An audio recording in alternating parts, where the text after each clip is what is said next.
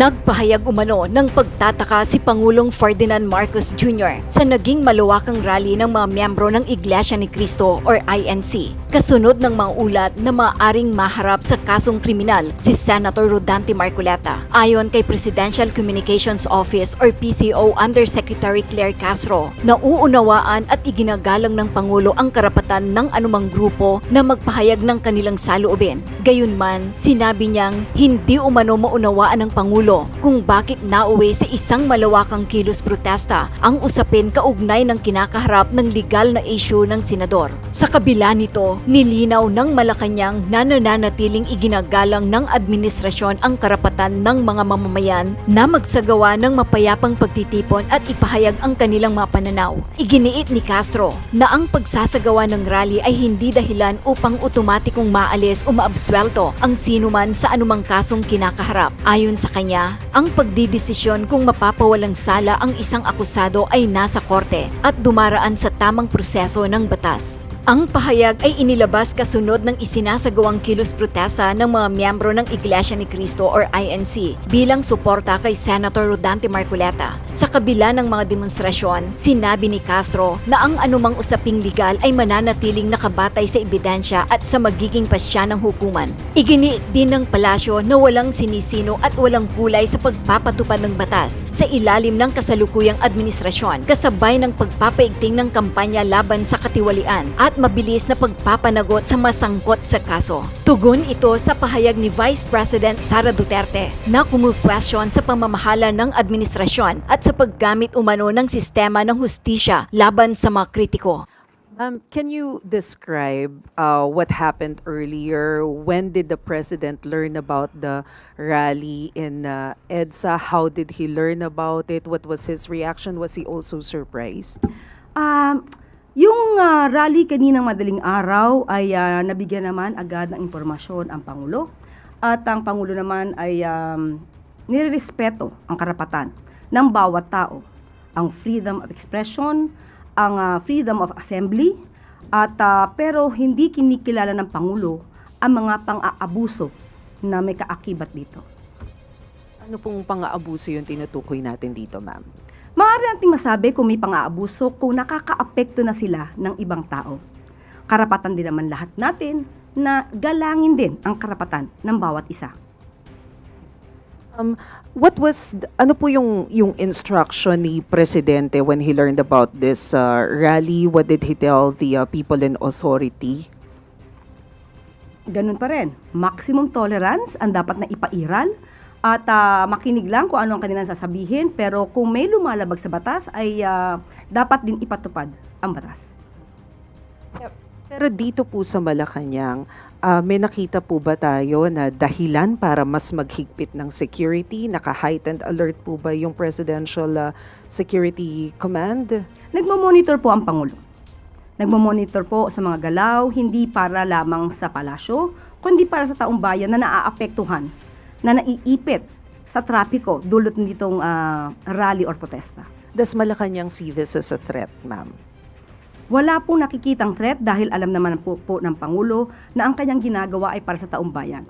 So kung meron lang po siguro mga ibang interes o interes ng ibang grupo, interes ng ilang tao, hindi po siya dapat na maging hadlang sa pagpapatupad ng Pangulo at ng administrasyon ito ng batas.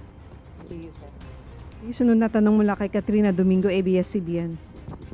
Good afternoon, Undersecretary. How grave is the impact of the rally in the eyes of Malacanang? Why did the President deem it important to or deem it fit to cancel several events this morning? Dahil nga po, Pangulo ay kailangan mag-monitor. Unang-una, ano ba yung impact? Grabe po ba ang impact ng rally o protesta na ito? Sa paningin po ng administrasyon, magkakaroon po ito ng impact, hindi lang para sa palasyo, kung hindi sa buong mamamayan natin na naapektuhan ng surprise rally na ito. Alam po naman natin na kapag nagrarally at gagamit po kayo ng kalsada ay dapat may permit. At hindi po ito dapat na inililihim para naman po makapaghanda ang gobyerno. So, magkakaroon po ito ng impact sa bawat tao. sa bawat trabahador, sa bawat estudyante, sa bawat pasyente na nakasakay sa ambulansya na dadaan sana sa EDSA. Lahat ng ito, pati tayo rito, ay maaapektuhan. Maaapektuhan tayo dahil sa ipinaglalaban ba nila ang isang karapatan? Karapatan ba ni Senator Marcoleta? Ang karapatan ng isang tao sa isang kaso ay binibigay naman po. Nandiyan naman po ang paggalang sa right to due process. So, ang mga nagrarally ay may sariling agenda. Mas na naisin siguro talaga nila na ito'y maramdaman ng mga taong hindi naman sangkot sa kanilang pagpaprotesta. Nagkakaroon lamang tayo ng mga collateral damage, naapektuhan yung hindi naapektuhan, pero ito po ay makakaapektong malaki sa ekonomiya, sa bawat negosyo, sa bawat tao na kailangan pumasok sa kanilang eskwelahan, sa kanilang trabaho, o pumunta ng mabilisan sa ospital.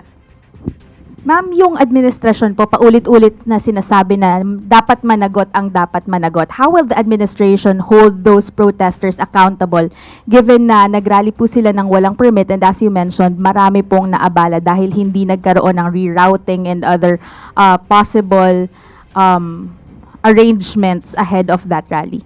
Ang pakiusap lang po natin sana kung magkakaroon ng mga pagpoprotesta o gathering ay makipag-coordinate naman sa gobyerno dahil hindi naman ang gobyerno ay nagko-control o hindi nagpapahinto, hindi kayo pinipigilan sa anumang kilos na ginagawa nyo, provided that your action should be in accordance with the law. So kung meron po tayo makikita ngayon na violation ng anumang batas, ito po ay iimbestigahan at kung kailangan na managot at kitang-kita naman siguro kung meron paglabag sa batas, ay kailangan din po managot. Will the administration cower before these protesters who are calling for transparency ahead of the reported arrest of INC member and Senator Rodante Marcoleta? Hindi po natin po kasi alam kung ano ba yung purpose ngayon ng protesta. Although nadinig natin ang kanilang panawagan na ito ay patungkol sa, nakakuha po tayo ng kanilang statement. Pagpapatupad ng batas, transparency,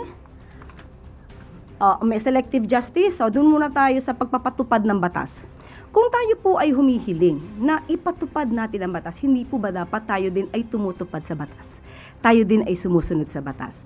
So paano po ba natin maisisigaw na dapat kayong tumupad sa batas kung tayo mismo nagrarally ay hindi tumutupad sa batas? Sunod na tanong mula kay Tristan Nadalo, Newswatch Plus. INC ka rin. Okay. Yusek, follow-up lang din po muna po doon sa rally, no? Well, sabi nyo nga po nire-respect yung karapatan nilang magprotesta, but is there a directive from the President na kung hindi pa rin po sila aalis over a given time, ay kailangan na silang i-disperse? Because there are also reports or information that we're getting na pwede pong tumagal ng 1 linggo yung ganitong klaseng mga aktibidad. How prepared is the government or Malacanang to deal with such activities? Ang gobyerno naman po ay laging handa. Hindi para lamang isagip ang administrasyong ito, kundi isagip ang bawat tao na maaapektuhan ng rally na ito. Mas marami po ngayon ang naapektuhan dahil sa biglaan nilang pagdagsa sa EDSA. Just try to imagine, yan po ang daluyan ng trapiko. Marami pong dumadaan dyan. May mga tao na, kumbaga, emergency ang dahilan kung ba't dumadaan dyan. Pero naapektuhan dahil dito sa rally na ito na ang isa nga sa nadinig natin ay tutol sila sa pag-iimbestiga kaugnay sa kasong di umanong sangkot si Senator Marcoleta. So, hindi natin matatawaran ang kanilang dahilan, pero baka hindi maintindihan ng karamihan sa atin na mas naaapektuhan sila dahil sa pagpoprotekta sa isang tao. Yusek, in relation po to Senator Marcoleta, as thousands of Iglesia ni Cristo members nga po gathered to EDSA, sabi po ni Senator Marcoleta, ang kasalanan ko lamang po ay yung paglingkuran kayo. He also warned, ngunit kapag ako ay kanilang inaresto, hindi na po matutuloy yan, yung kanya pong advocacy in fighting corruption and yung sa flood control controversy. Akala po nila ay malilibing na ito sa limot. And he suggested that his possible arrest is also linked to Vice President Sara Duterte's impeachment. Anong sabi niya?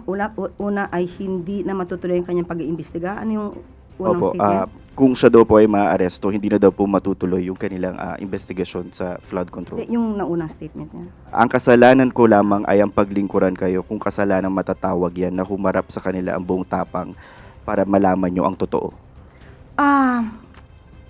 Yung pangyayaring ito ay patungkol sa 75 million pesos na dinonate sa kanya. Ang kaso na sa ngayon ay kinakaharap niya ay galing sa kanya mismo ang admissions. Pagsabi at sabi niya naging truthful siya, umamin siyang tumanggap siya ng 75 million pesos mula sa 3 donors. So doon lamang po iikot yung kaso. At sinasabi nila na plunder yung case. Totoo, sinasabi niya na hindi naman pondo ng gobyerno ang di umanong kanyang kinuha. Pero sa plunder law natin, gusto ko lang ipaliwanag din sa taong bayan na sa kasong plunder, nandyan po yung binabanggit na ill-gotten wealth. At ang nakapaloob sa ill-gotten wealth ay by receiving directly or indirectly any commission, gift, share, percentage, kickbacks, or any other form of pecuniary benefit from any person and or entity in connection with any government contract or project or by reason of the office or position of the public officer concerned. Inamin po niya na tumanggap siya ng 75 million pesos habang siya ay congressman. So, dun lamang po umiikot ang kaso. At siya naman po, ang sabi niya ay naniniwala siya sa justice system natin. Dahil tumututol sila noon sa pag-surrender sa ating dating Pangulong Duterte sa ICC. So, pinanindigan nila na ang justice system naman natin ay umiiral. So, bakit hindi natin paganahin ang justice system natin at hayaan natin ang proseso?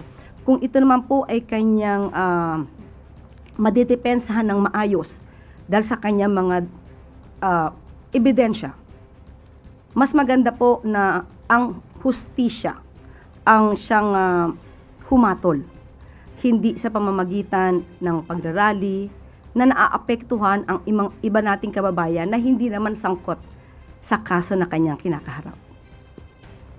In relation po din, si Vice President Sara Duterte naglabas din po ng statement accusing the Marcos administration of being defined by poor governance and of weaponizing the justice system by filing cases against imprisoning individuals who dare to speak out against alleged corruption. Sabi po niya sa kanyang statement, this administration has been defined by poor governance and its failure to acknowledge and address the country's real problems. Nag-ugat ang mga usaping ito dahil sa pagpapatupad ng Pangulo ng batas. Sa mabilisang pagpapanagot sa mga taong sangkot. Kahapon, tinanong tayo, ang sabi natin kay Ivy, wala pang 1 taon, pero marami nang nakasuhan, marami nang naipakulong. Ang isa nga po ay kaalyado pa ni dating Pangulong Duterte. I am referring to Senator Bong Revilla. Walang sinisino, walang kulay. Wala pang 1 taon. Pero naiinip ang karamihan.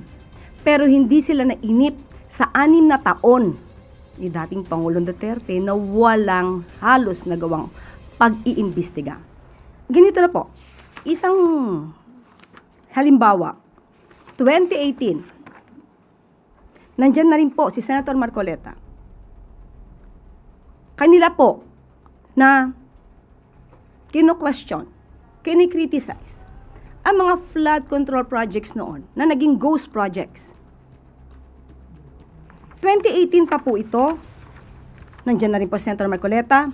Pero wala tayong masyado na dinig kung meron mga pag-iimbestiga na isinagawa. Kahalintulad ng ipinagawa ni Pangulong Marcos Jr. ngayon. So, sasabihin ba natin good governance? Definitely, absolutely, with regard to the administration of President Ferdinand R. Marcos Jr., we have this good governance. Ang itanong po natin ay kung ano ang nangyari sa nakaraan. Ba't di natin hanapin yung sinasabi ni dating Pangulong Duterte na ghost projects as early as 2020? Saan na rin po ba yung mga ghost projects at mga maanumalyang flood control projects na binabanggit ni dating Congressman Andaya? Bakit hindi rin natin ito hanapin? Hindi maaaring magturo basta ang Vice Presidente dahil ngayon lang po nagpaimbestiga ng ganito ang Pangulong Marcos Jr. Yung mga nakaraan na nagkaroon ng pang-aabuso sa pondo, maybe through build, nag-crossover pa sa panahon ni Pangulong Marcos Jr. Kaya nga po, nung napansin, nakita, nagpa-imbestiga. Sunod na tanong mula kay Ivan Mayrina, GMA News. I-reiterate ko lang yung tanong ni Tristan Yusek because I think it wasn't answered. You repeatedly said na marami ho ang naapektuhan dito sa rally na ito. Collateral damage. You used the word collateral damage. Ang tanong ko ho ay at what point will government exercise its power and duty to restore law and order and allow people to go about their daily lives? Sa ngayon po ay mayroon naman pong iniutos ang Pangulo. Maaari ko po bang basahin kung ano ang binigay na order ng Pangulo sa PNP? Unahin ko na po ang PNP. The Secretary of the Interior and Local Government and the Chief of the Philippine National Police are presently at the PNP Command Center closely monitoring the situation on the ground. The Chief PNP has directed all concerned units to exercise maximum tolerance at all times and to work toward the swift restoration of normalcy in the affected areas. The PNP remains fully deployed and on full alert, ensuring that the safety and security of all parties, the rallies, the public, and our own personnel are protected at all times. Yan po ang mensaheng ipinaabot ng PNP. Sa ngayon po, hindi ko po maibibigay categorically kung ano pa ang dapat gawin at magiging aksyon ng ating mga otoridad. So, ibibigay ko na lamang po sa inyo kapag meron na po tayong panibagong update.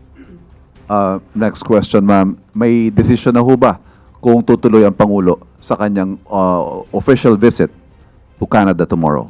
Wala pa po tayong update sa ngayon at mas maganda po nakausap naman po natin ang DFA na si Secretary Tess Lazaro po ang makakapagbigay ng sagot patungkol po dyan. Sunod na tanong mula kay Ace Romero, Philippine Star. Yusek, the Iglesia ni Cristo has criticized what it described as selective justice under this administration, and I quote, "We want them to know that selective justice is an injustice and we will not remain silent in the face of this grave assault on the justice that our people deserve." Do you share the view or do you agree that there's selective justice under this administration? Sa ngayon ay wala pong selective justice na namamayani sa administrasyon ni Pangulong Marcos Jr. Kaya nga po kahit na kaibigan, kaalyado, na una pa po na nakulong, na-detain, at ngayon ay humaharap sa kaso na plunder at graft case. Doon pa lamang po ipapakita na totoo ang sinabi ng Pangulo. Kahit anong kulay nyo, kamag-anak, kaibigan, kapag kayo po ay may ebidensya at may ebidensyang laban sa inyo, sa korte nyo na lamang po ito ipaliwanag or depensahan. At kung kayo po ay makakapagdepensa ng sarili, yun naman po ang masasabi rin nating justice. So, mas masasabi po siguro nating selective justice kung gagamit ng impluensya, karahasan, pananakot, para lang hindi makasuhan ang isang kaalyado. Yun po ang selective justice. Okay, the INC also expressed support for Senator Marcoleta, and they said, what we find puzzling is why the very person who has been pushing to expose those allegedly involved in this massive theft, referring to the flood control, from the Filipino people, is now the one being charged and imprisoned instead of those he exposed. What do you say to those statements? Because the group seems to link the case with the Flood control. expose. Okay. First of all, it was Senator Marcoleta who admitted everything about the 75 million pesos that he received from the 3 donors. Walang nagbigay sa kanya ng utos na i-explain mo to. Nagkataon lang po na yung kanyang SALN at SOSE ay hindi nagtugma at yung mga taga-media ay kinall out bakit mas malaki ang SOSE yung kanyang campaign expenses or election expenses as compared sa kanyang SALN. And there, he admitted in his own program how he received the 75 million pesos from persons who did not want to be identified. Sa kanya po nanggaling ito. Hindi po siya pinipili. Nagkataon po na yung ebidensya ay siya mismo ang nag-reveal. Kung patungkol po na dahil hindi niya na maipapalabas ang katotohanan tungkol sa flood control mess, hindi po siya nag-iisa. Dahil ang administrasyon na ito ay gusto po ring malaman ang lahat ng katotohanan at gusto mapanagot ang lahat ng sangkot. Kung sasabihin niya po na siya lang ang daan para mapatunayan ang mga pangyayari, hindi po siya nag-iisa. Marami pa po. Kahit po kayong mga taga-media, pag nadyadyaan po yung mga resource persons, kahit wala pong Senado, kahit walang Senate hearing, makukuha niyo po ang katotohanan basta totoo ang kanilang sasabihin. At kailangan na kayo ang magtanong dahil ang mga tanong nyo ay walang kulay at hindi spoon feeding. Okay, sunod na tanong mula kay Ann Soberano, Bombo Radio. Good afternoon, Yusek. Sa nangyaring surprise rally po kanina, sa tingin niyo po ba nagkaroon ng intelligence lapses, Yusek? Hindi ko po masasagot kung nagkaroon ng intelligence lapses dahil madaling araw po ay nalaman na po namin. Siguro po talagang pinilano na magkaroon ng surprise rally. Itinago at although sabi nga natin iginagalang natin ang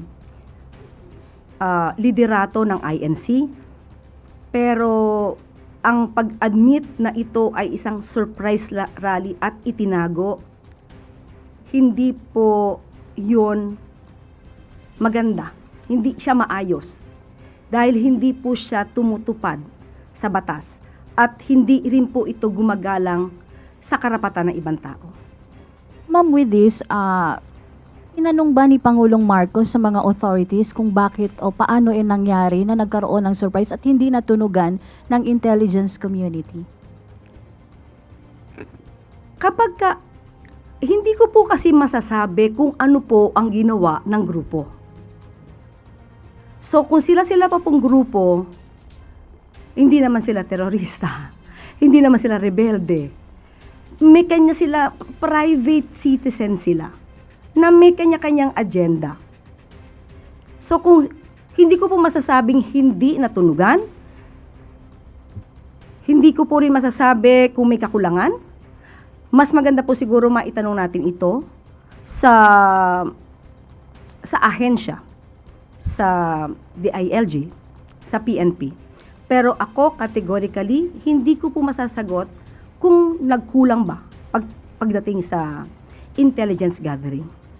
Last na po, ma'am. Ma'am, may naging direktang komunikasyon ba si Pangulong Marcos o ang palasyo sa mga leader ng INC? Sa ngayon, wala pa pong naibababa sa aking impormasyon. Siguro po kapag meron na at naibigay po sa akin, ibabalita ko po sa inyo. Pero sa ngayon, wala pong naibigay sa akin. Salamat, ma'am. Thank you po. Okay, sunod na tanong mula kay Christian Bascones, PRTV. Yusek, in place na po yung plano ng pagpapanagot dito po sa kung sino man dapat managot sa surprise rally na ito. But of course, may ay mismo nakapanayam na mga apektado talaga. TNVS driver, umuwi na lang, hindi na makakapagbiyahe dahil sa trapiko, ubos ang krudo. Ano po yung mensahe ng palasyo para po dito sa mga taong lubhang naapektuhan yung kanilang hanap buhay? Kaya nga po ang Pangulo ay hindi na muna pumunta sa kanyang supposed to be event para sa pagtulong din sa ating mga kababayan dahil minonitor niya po ito. Minonitor niya po kung ano maaaring maging kalagayan ng ating mga kababayan na naipit sa traffic dulot ng surprise rally na ito. Ang panawagan lang din ng Pangulo, hindi lang sa mga kababayan natin na naapektuhan, doon sa mga nagrarally. Ang pagrarally po ay hindi po sagot para mawala at maabsuelto agad ang isang tao sa isang kaso. Ang pag-absuelto ng isang tao ay sa korte. Hindi po ito madadaan sa rally, pero nakikinig naman po ang Pangulo sa mga binabanggit po ninyo na nais na transparency, accountability, pagpapatupad ng batas. At yan po ang ginagawa ng Pangulo. Yan po simula pa nang siya'y umupo, simula nung makita niya na may anomalya sa flood control projects. Talagang ninais po niya maging transparent at ngayon po, nagsasagawa na rin po tayo ng mga portal para makita niyo po yung mga bidding. Marami na pong naisagawa ang Pangulo para mas makitang malinis ang nagiging transaksyon ng gobyerno.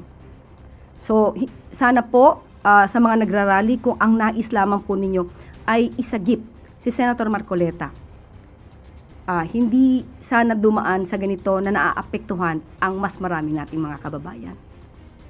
That's on my part, Yusek. Tinutukan ni Pangulo itong rally. Ano po yung naging reaksyon niya noong nagsimula po ito?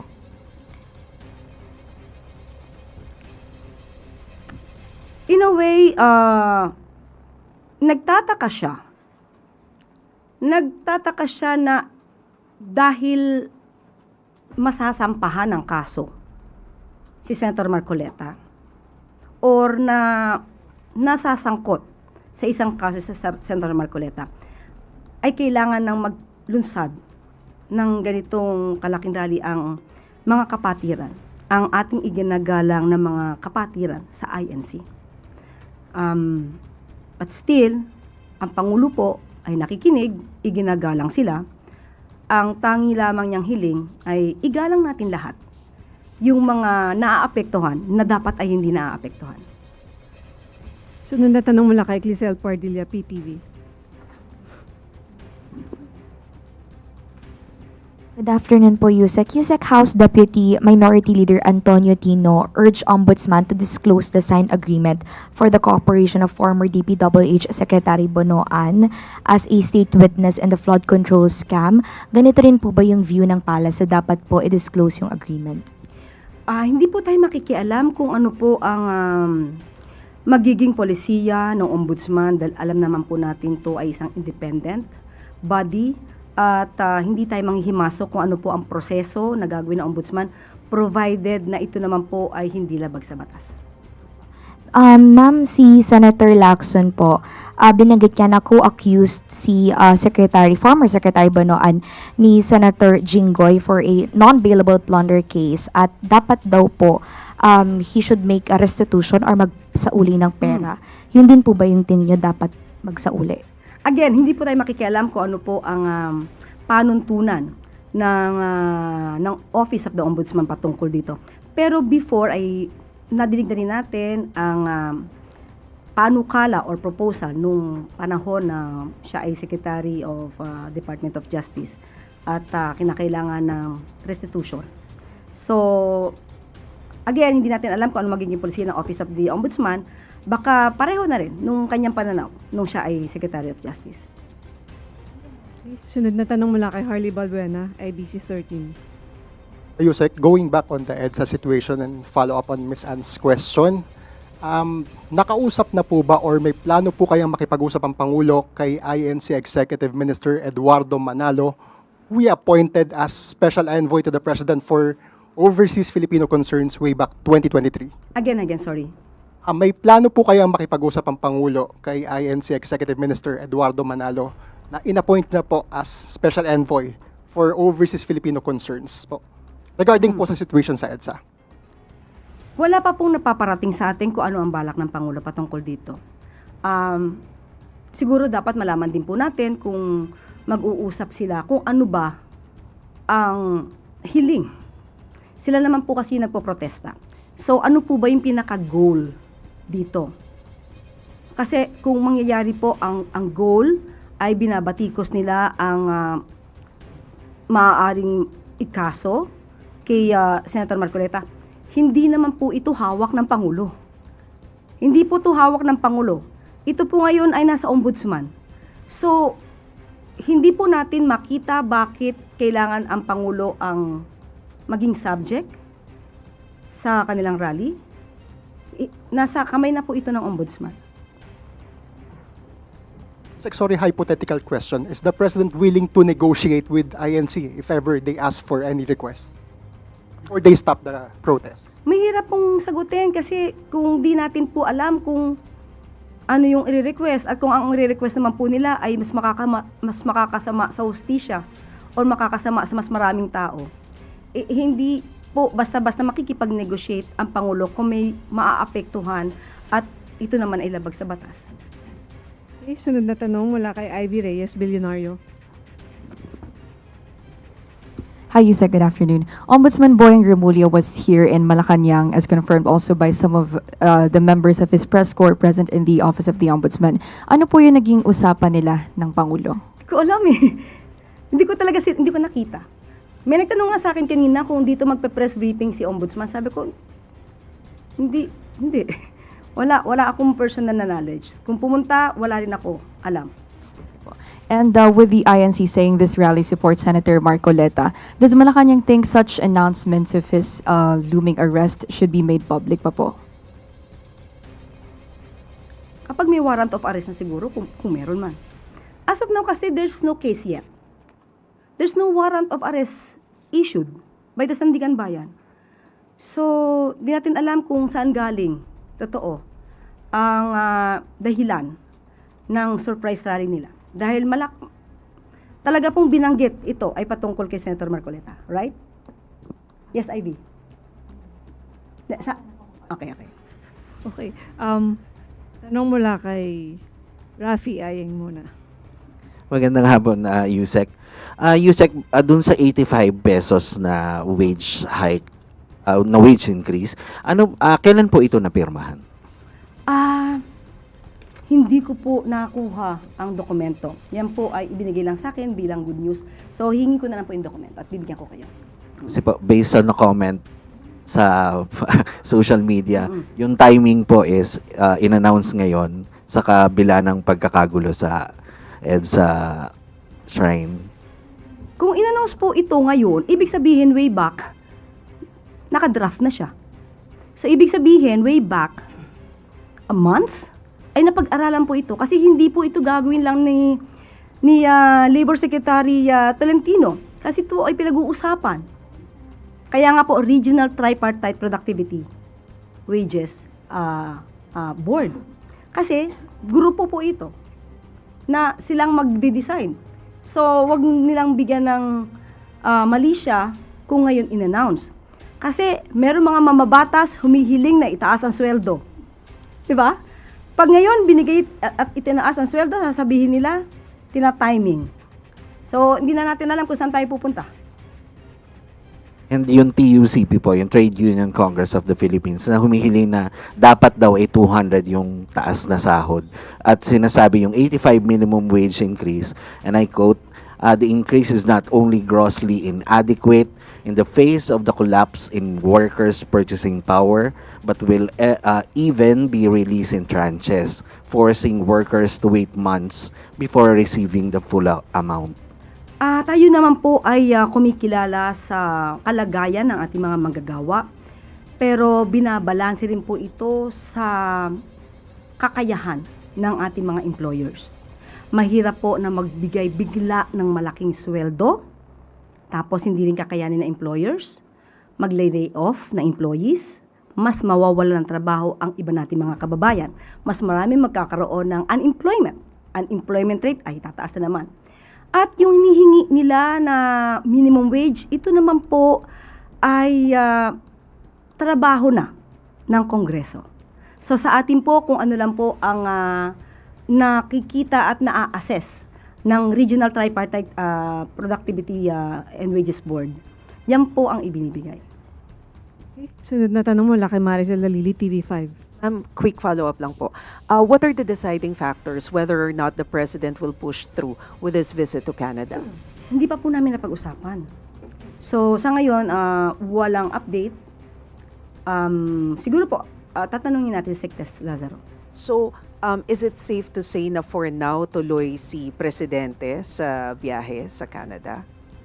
Wala pa po kasi sa akin binibigay na anong update. So, status quo.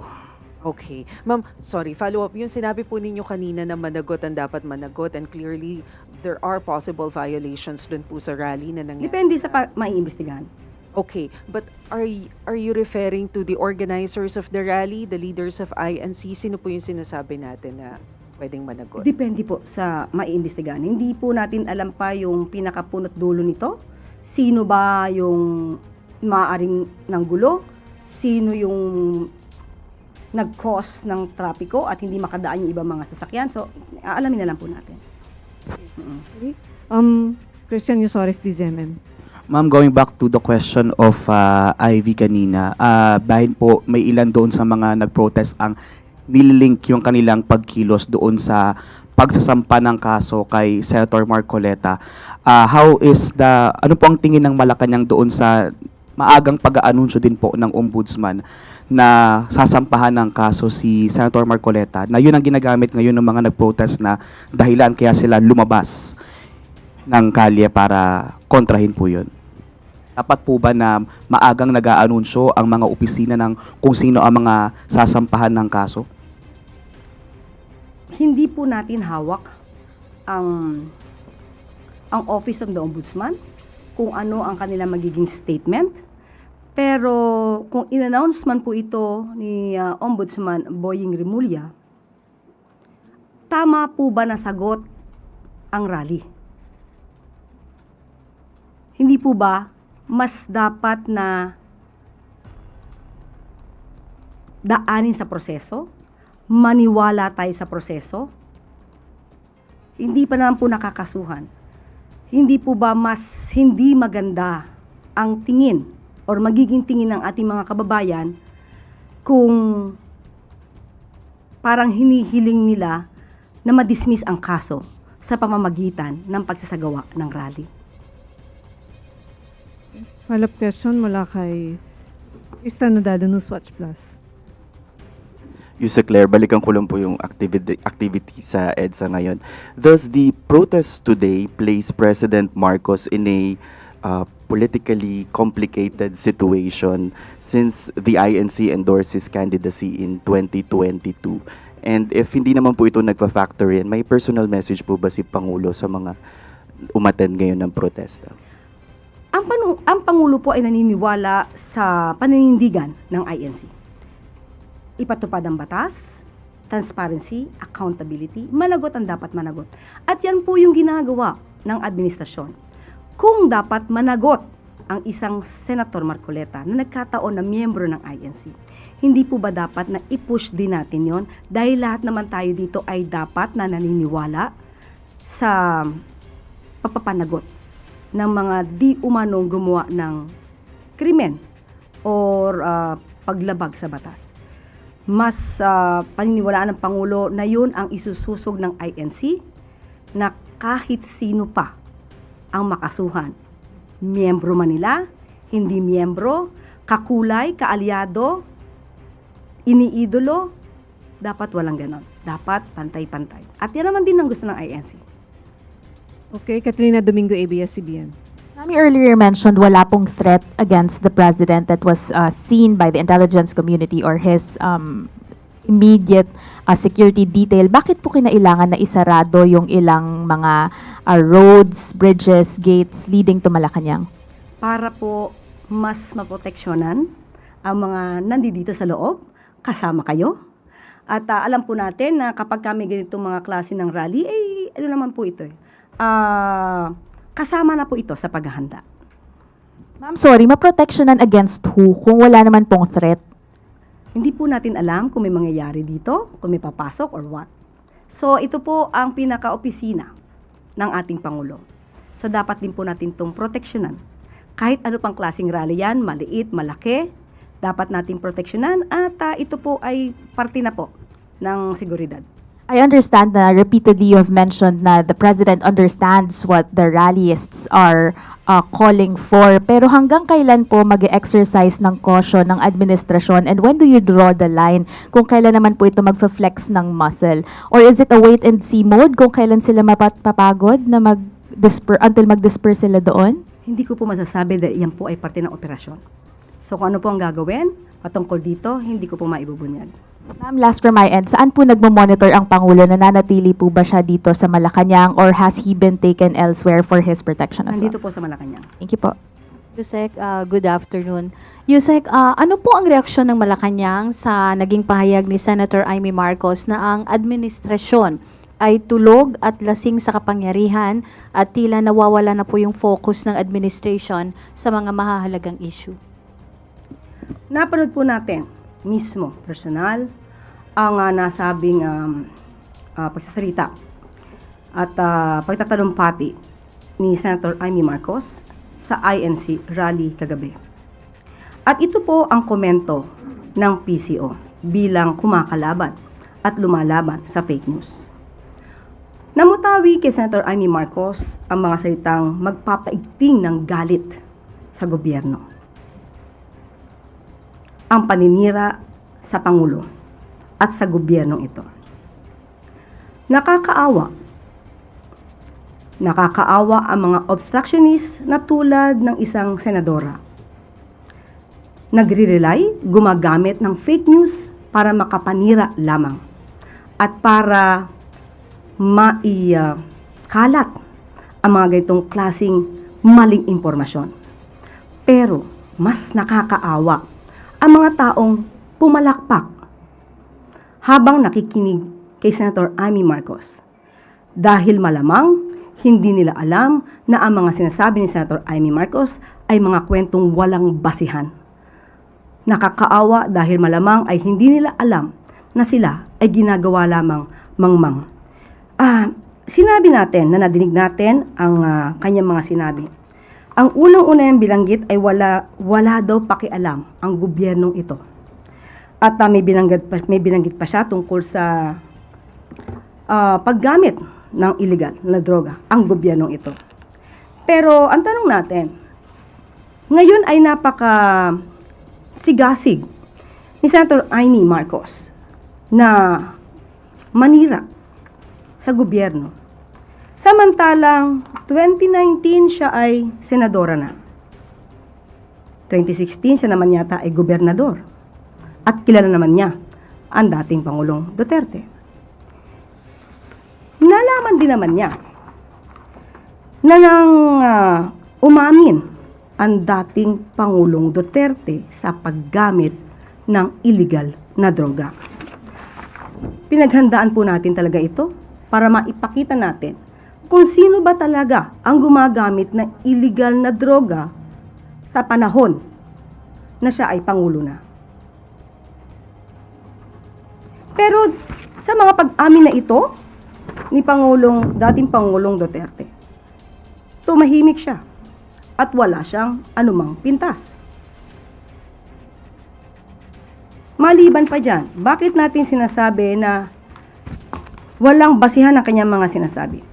Dahil pinag-iigting niya ang galit sa mga farmers at mga mangingisda na mga kababayan natin at sinasabing walang tulong na pinapaabot ang gobyerno. Hindi natin alam kung Senator Amy ay bulag, nagbubulag-bulagan o talagang pinipikit lamang niya ang mata niya sa katotohanan para magamit siya sa paninira sa gobyernong ito. Marami na po ang naipaabot na tulong ang ating gobyerno, lalong-lalo na sa ating mga magsasaka at sa mga mangingisda. Ilan lamang ito sa ibibigay ko sa inyo na mga ebidensya. June 30, 2026, 186 Pangasinan fisherfolk received livelihood grants. Bago lamang po ito. So nakakataka kung bakit hindi po yata updated si Senator Amy Marcos sa mga pangyayari, sa mga programa ng gobyerno. At April 12, 2026, PBBM strengthens support for farmers and fisherfolk. So ano po ang kanyang basihan sa pagsasabing hindi tumutulong ang gobyerno sa mga magsasaka at sa mga mangingisda natin? At ito pa po, June 12, 2026, PBBM Food Assistance Program reaches 703 Camiguin farmers, fisherfolk. So, hindi po ba mas nakakaawa ang mga taong nakikinig sa kanya? Dahil kung hindi magkakaroon ng pagsusuri ang mga nakikinig, ay talagang mananatili silang mangmang sa katotohanan. At meron pa po siyang nasabi patungkol sa nagkukunwaring hindi nakikita ang sambuntong na ebidensya ang dose-dose ng testigo. Itong baha at flood control na lulunod sa atin lahat. 2019, naging senadora si Senator Amy Marcos. 2020, uulitin natin. Umamin si dating Pangulong Duterte na marami siyang ghost projects. 2018, nagsabi si Congressman Andaya na maraming flood control projects na hindi maayos. Nasaan siya? Nagpa-imbestiga ba siya? So, ang nakaka lamang, bakit nung panahon kaya ni dating Pangulong Duterte, siya ay nanahimik? At ngayon lamang siya nag-iingay habang ang kanyang kapatid, si Pangulong Marcos Jr., ay masigasig na mapanagot ang dapat na mapanagot. Ang follow-up. May batayan ba o naniniwala po ba kayo na ito ay may bahid ng politika? Obviously, halatang halata. Alam naman natin kung sino ang kanyang ipinagtatanggol at sino ba ang nais niyang hindi na sana mailagay sa isang paglilitis. Follow-up question po, Ivy Reyes, Billionaire. Hi, Yusek. Good afternoon. Yusek, you said so yourself that the senator's speech has grave impact against the government at NBI po yung in charge sa pag-hold accountable ng mga nagpapakalat ng fake news. But does Malacanang think it's high time for Senator Marcos to be held accountable for spreading disinformation? Hindi lang ito pagkakalat ng fake news. Paghahasik nga ng puot sa ating mga kababayan. At ano ba ang nais nilang mangyari? Noon pa naman niya nais umalis sa posisyon ang Pangulo. For what? Para iluklok ang kanyang kaibigan, ang Vice Presidente. Hindi lang ito simpleng paninira. Hindi ito simpleng pagbibigay at pagkakalat ng fake news. Paghahasik ito ng puot. Hindi mag-uutos ang Pangulo na imbestigahan ang kanyang kapatid. Nasa authority yan. Nasa authority na yan kung kinakailangang imbestigahan si Senator Amy Marcos. Hindi po tayo mag-uutos. Obligasyon po nila mag-imbestiga. At may reaksyon po ba ang Pangulo? Narinig po ba niya yung sinabi ng kapatid niya? Hindi ko pa nakausap ang Pangulo patungkol dyan, but definitely alam niya to dahil updated naman ang Pangulo sa mga nangyayari sa kapaligiran. Kaya nga ang aking sinabi, ito ang komento ng PCO bilang lumalaban sa fake news. Next question po, Tuesday New, DZWB. Hi, Yusek. May mga kumakalat po sa social media na nagbababala sa posibleng paglusob di umano ng mga nagpoprotesta sa Campo Aguinaldo, Campo Crame, kahit dito daw sa Malacanang. Hindi po ba ito cause for alarm sa ating pamahalaan o ni Pangulong Marcos, lalo pa at paalis siya ngayon mamayang gabi? Ito po ay nakarating na. At kung ito man ay isang chismis, isang pananakot, hindi naman po ito isa sa baliwala lamang ng mga otoridad natin.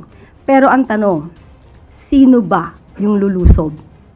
Sino sa mga nagpoprotesta?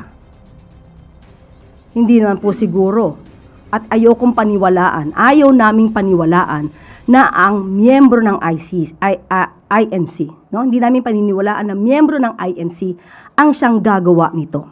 Dahil sabi nga natin, ginagalang natin ang integridad, ang liderato ng INC.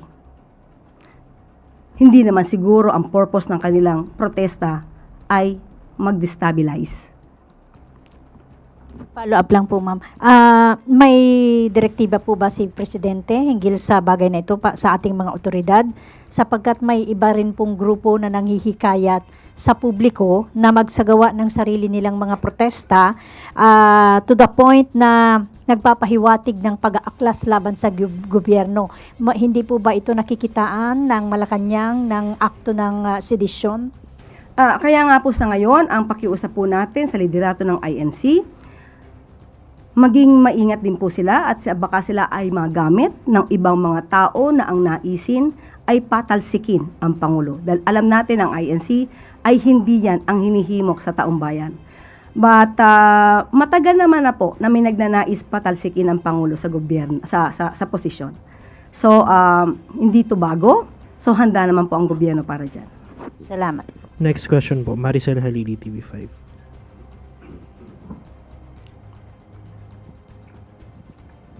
Good afternoon po, Yusek. Yusek, since the rally in EDSA is still ongoing, may we know what were the considerations of the President when he decided to push through with his visit to Canada? Naniniwala po kasi, naniniwala po ang Pangulo sa liderato ng INC na sila ay nagkaroon ng rally o sinasabing protesta para itaguyod ang transparency, accountability, at hindi po iyan isasabaliwala ng Pangulo dahil yan din po ang nais ng Pangulo. Kaya nga po siya nagpapaimbestiga dahil kanya pong pinapaigting ang transparency at accountability. So kung ito po ang nais ng INC, matagal na po itong ginagawa ng Pangulo. Pero ang patungkol po siguro kay Senator Marcoleta ay hindi po makakatugon ang Pangulo patungkol dyan. Dahil iba pong usapin yan at ang kaso naman o ang reklamo na iniharap sa kanya ay hindi naman po hawak ng ehekutibo. Hawak po ito ng ombudsman. So the President does not see any reason to cancel his trip? Kasi matagal na rin po itong nakaschedule at kailangan din po niya magtrabaho. Hindi po kasi siya pwedeng pahintuin lamang na mga bulong-bulungan na merong lulusob sa Malacanang, na merong gagawa ng destabilization. Hindi po magpapahinto ang Pangulo sa kanyang pagtatrabaho para sa taong bayan. Pero iginagalang natin ang liderato ng INC at hindi tayo naniniwala na sila ang magiging nasa likod ng destabilization. And ma'am, what are the gains that we expect to get from the visit of the President? Opo, hiningi ko na po ang mga highlights na mangyayari sa Canada mula sa DFA. At ito po ang maibibigay namin sa ngayon. Unang-una po, ang pagbisita po ng Pangulo sa Canada ay para mas paigtingin pa ang magandang relasyon sa bansang Canada. At nanatiling masigla at matatag ang samahan ng Pilipinas at ng Canada. May ilang mga formal frameworks of cooperation at iba't ibang kasunduan ang inaasahang ilalabas sa pagbisita ng Pangulo lalo na sa mga area ng energy, natural resources, trade and investment, labor and migration, tourism, culture and the arts.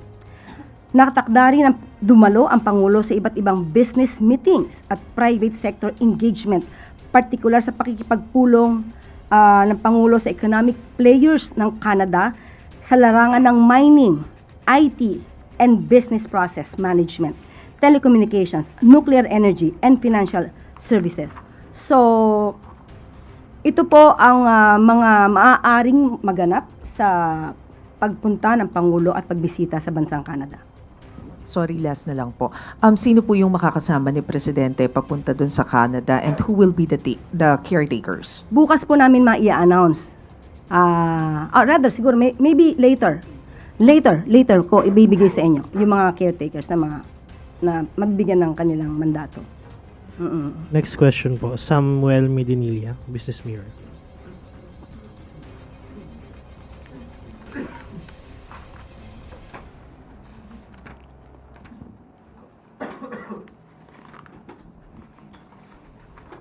Good afternoon, ma'am.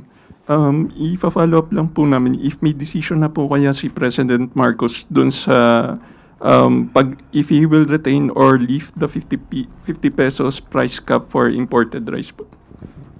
Nakipag-ugnayan po tayo sa Department of Agriculture pagdating po dyan dahil nga malapit na po ma-lift. No? Pero according to DA, the NPCC or National Price Coordinating Council ay nagrekomenda na po ng extension para sa price cap. Hanggang ngayon po ay inaaral pa po ito ng Pangulo para sa kanyang approval dahil tinitignan ang malapit na anihan sa September. Kaya kinukonsidera rin po ito ng Pangulo. At okay, go ahead. Sige. Sige po, ma'am. Go ahead, Sam. Okay na? Kayo po, ma'am. Okay, hindi. Okay na ako. Yan lang po. Aside po dun po sa extension ng price cap, may other measures pa po bang kinukonsider yung Marcos administration to stabilize food prices this year amid dun sa expected na high inflation sa second half ng 2026? Actually, nung nagkaroon po ng pagbisita sa bansang Russia, mariin po na iniutos talaga po ng Pangulo sa ahensya, sa DA, na hindi po tayo dapat mawala ng supply ng fertilizers. Although, tumataas ang presyo nito because of the global oil crisis. Pero ang sabi po ng Pangulo, ang utos ay hindi po dapat mawalan ng fertilizers para sa ating mga magsasaka. At sa kasalukuyan po, ang gobyerno po ay namimigay ng mga abono at pataba sa ating mga magsasaka dahil planting season na. So, mas mababa ang cost production nila, which will mean lower po ang cost ng palay once harvest season. So, matutuloy rin po ang paggawa ng mga post-harvest facilities and cold storages na makakapagpababa ng food waste natin. Last na lang, ma'am. I-clarify ko lang po. Na-mention po nila na pinag-aaralan pa po ni President yung possible extension ng price cap. Sa ngayon po, ano po yung status ko? Parang ongoing pa rin po bang magte-take effect yung 50 pesos price cap? Or temporarily lifted po muna siya until makapag-decide si Pangulo dun sa Hindi po natin na itanong ang magiging sitwasyon na ganyan, pero sa aking pagkakatingin ay hindi siguro hihintayin na matapos yung araw at magkakaroon naman ng desisyon ng Pangulo.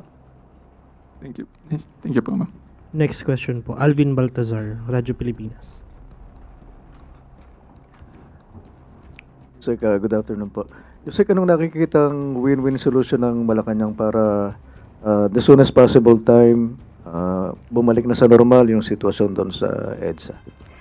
Bago po kasi magkaroon ng win-win solution, ay dapat natin malaman ano ba talaga ang nais ng mga nagpoprotesta. Unang-una po, binanggit ko na kanina, ang gusto nila ay transparency, accountability. Hindi naman po ito bago sa Pangulo at sa administrasyon na ito. Ginagawa na ito bago pa po nangyari ang rally na to. Kung sabi ko nga, kung patungkol naman po kay Senator Marcoleta, kung nais po ba nilang hindi makasuhan, hindi po ako makakasagot. Kasi may ongoing po na pag-iimbestiga at mahirap i-compromise.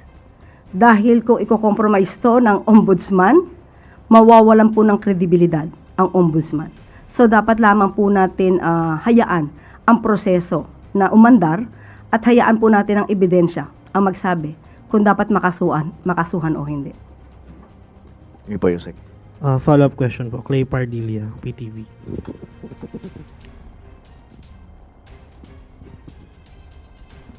Yusek, good afternoon. The INC rally may extend po until July 3. What are the instructions of the President to the Philippine National Police and MMDA habang wala po siya?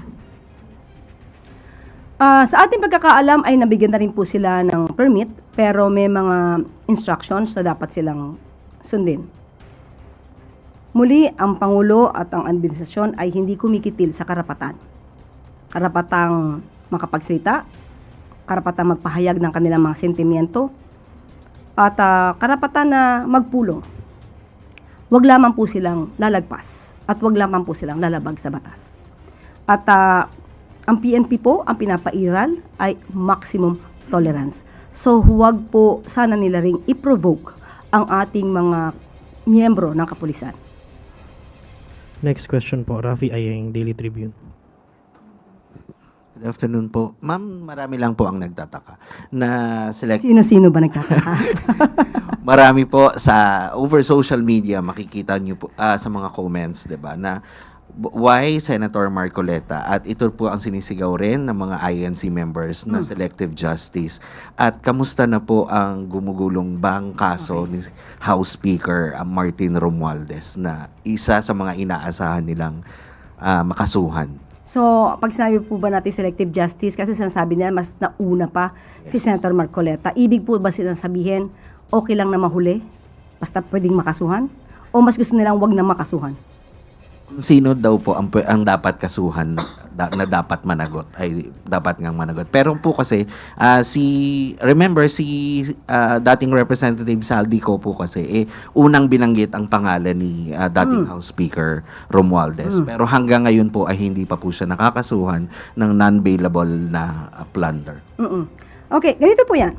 Yung patungkol po kasi kay Senator Marcoleta, hindi naman po niya kasi makakaila na sa kanya po nanggaling lahat ang mga admissions. Yung pagtanggap niya ng 75 million pesos. Siya ang gumamit. Siya ang nakinabang, bigay ng 3 niyang mga kaibigan. At the time, wala pa pong campaign period na kanyang tinanggap. At the time na tinanggap niya ito, siya ay congressman.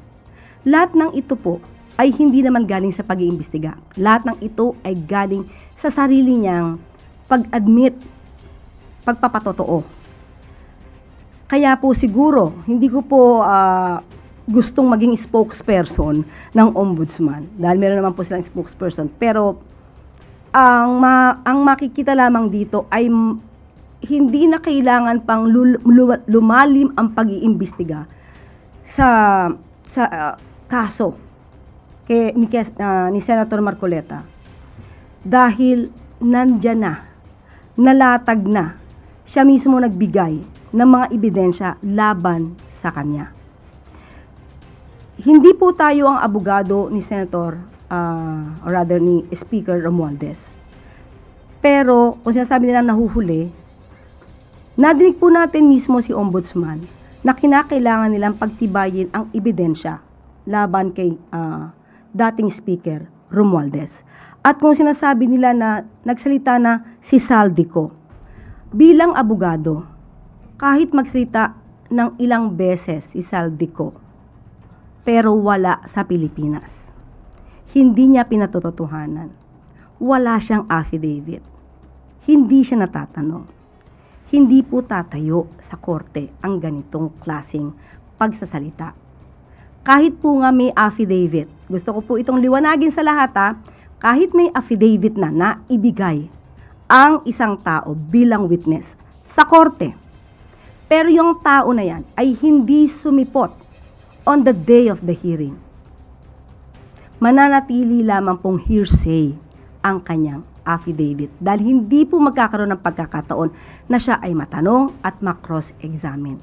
So ganyan po kahalaga ang affidavit and at the same time, yung presence ng tao para siya ay matanong. Yes po, speaking nga po, si Saldico, nasa na po siya at ano po ang latest na report sa inyo, sa Malacanang? Hindi ko pa po natanong. Pero may bibigay niyo po sa mga susunod na araw. Itatanong ko po sa kanila. Thank you po. Huling magtatanong po, Luisa Cabato, Inquirer.net. Good afternoon po, Yusek. Nag-reach out na po ba yung INC directly sa Palace para iparating yung pinaglalaban po nila sa rally? And since may possibility nga po na ma-extend hanggang July 3 yung rally nila, which will result sa more inconvenience sa mga dumadaan sa EDSA and nearby areas, mananawagan ba tayo na itigil na nila itong rally na to? Sa ngayon po ay wala sa ating ipinapahatid na anumang impormasyon kung nag-reach out ang INC sa Pangulo para ipahatid ang kanilang mga saloobin. Sabi nga po natin, kung ang kanilang saloobin ay tungkol sa transparency and accountability, na dinig po yan ng Pangulo at hindi po yan magiging suliranin dahil ginagawa na po yan ng Pangulo. Kung meron pa po silang ibang hiling, di po natin alam. So ayoko po mag-speculate on that. At kung aabot hanggang July 3, so ang pakiusap lang natin, hindi naman sila pipigilan, wag lamang silang lalabag sa batas at wag silang magsilbi at maging daan para sa isang destabilization. Yun na pong huling tanong, Yusek. Back to you. Maraming salamat. Mag-subscribe at i-click ang notification bell para sa mga susunod na video updates. Maraming salamat po.